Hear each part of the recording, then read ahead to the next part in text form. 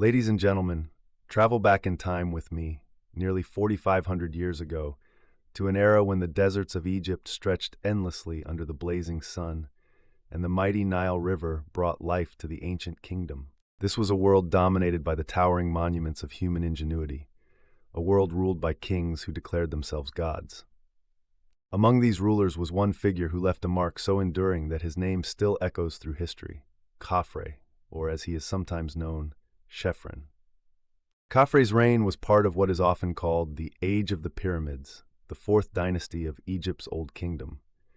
This was a time of immense stability, centralized power, and ambitious construction projects. Born the son of King Khufu, the renowned builder of the Great Pyramid of Giza, Khafre inherited not only a kingdom, but a legacy of monumental grandeur. Khafre came to the throne sometime around 2558 BCE, following the relatively short rule of his brother, Djedefre. The succession was not without controversy. While ancient records are sparse, some suggest that there may have been tensions or rivalries within the royal family. Yet Khafre eventually secured his position and embarked on a reign that would come to define him as one of ancient Egypt's greatest builders. And build he did. Khafre is most famous, of course, for his pyramid on the Giza Plateau. Although slightly smaller than his father's Great Pyramid, the Pyramid of Khafre is no less imposing. Rising to a height of nearly 137 meters, it was originally sheathed in gleaming white Tura limestone, reflecting the sunlight in a dazzling display of royal and divine power.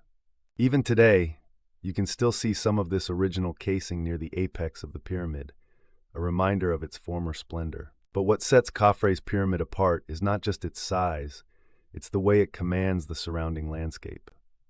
At its base lies the iconic Great Sphinx of Giza, a colossal statue carved from a single block of limestone.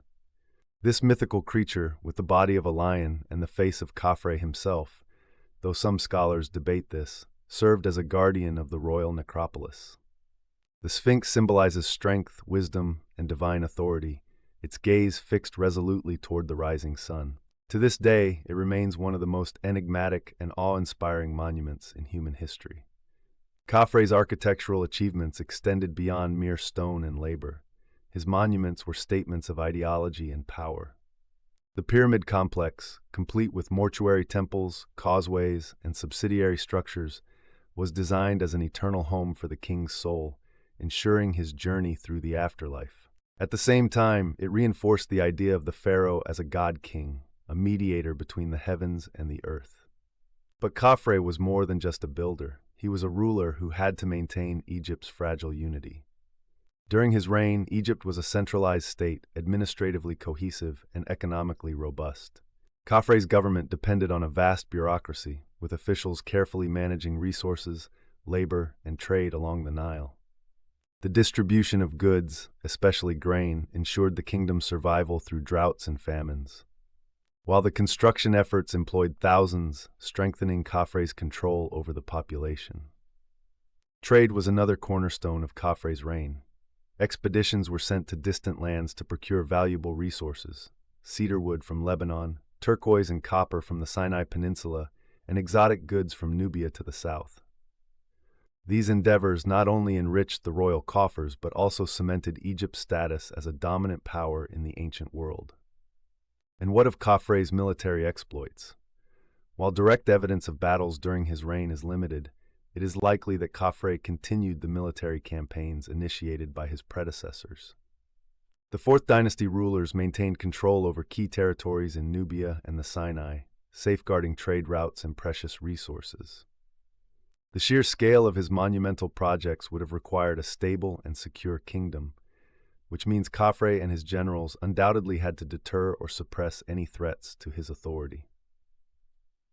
Yet, Khafre's legacy is not without its shadows.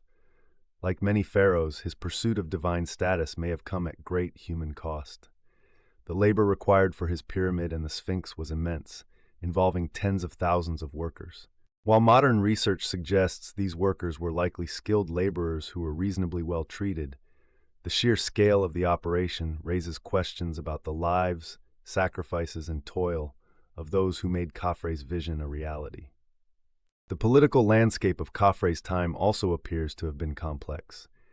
After his death, his successors, such as Menkaure, shifted focus somewhat, perhaps in response to challenges within the royal court or greater society. The Old Kingdom's later decline suggests that the immense resources poured into monumental construction may have eventually strained the kingdom's economic and social fabric. But we must not judge Khafre's era by modern standards. For the ancient Egyptians, these monuments were not mere displays of vanity. They believed them to be vital for cosmic order, ensuring the balance between creation and chaos. To Khafre's subjects, he was not just a king, he was a divine figure, a living embodiment of Horus, destined to uphold Ma'at, the principle of truth and harmony. So what remains of Khafre today? His pyramid still stands, weathered but defiant, a silent sentinel on the Giza plateau. The Great Sphinx, though battered by time and erosion, continues to inspire wonder and mystery. Together, they testify to the ambition, vision, and legacy of a king who dared to imagine eternity.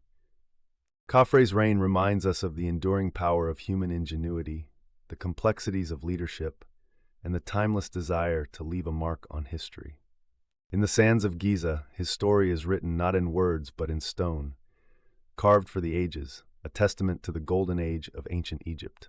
So the next time you glimpse an image of the pyramids or the Sphinx, remember Khafre, a king, a builder, a man whose legacy stands among the greatest achievements of humankind. Thank you for joining us on this journey through history, and may the story of Egypt's past continue to captivate us all.